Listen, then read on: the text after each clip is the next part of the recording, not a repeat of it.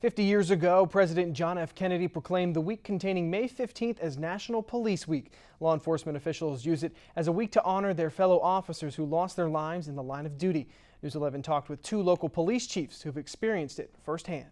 I had an officer that was one of my coworkers killed, and he was killed by a lady that was texting while driving, a distracted driver. Chief David Steffen of the Northern Lancaster Regional Police has only gone through this kind of tragedy once, but it's a day he will never forget.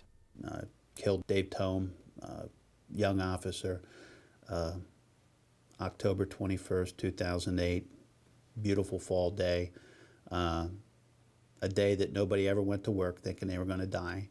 Chief Steffen acknowledges it's a dangerous profession, but with all the training they go through and all the new technology they use, it's gotten safer. But even still, losing a fellow officer hits even the seasoned veteran hard. When you look down over an embankment and you see one of your brother officers motionless, it puts you in a state of, I guess I could characterize it as shock.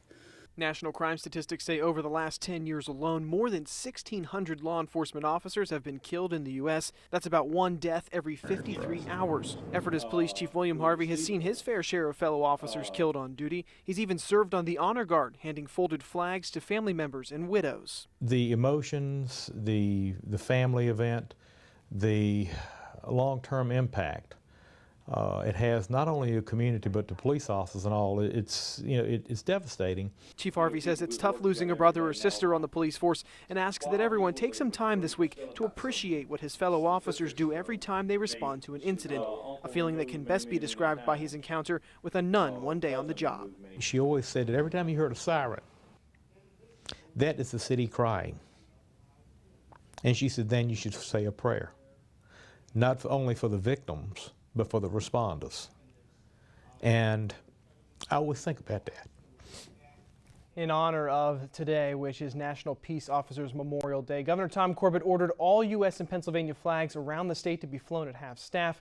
In 2011, 4 officers were killed in the line of duty in Pennsylvania. So far this year, no police officers have died.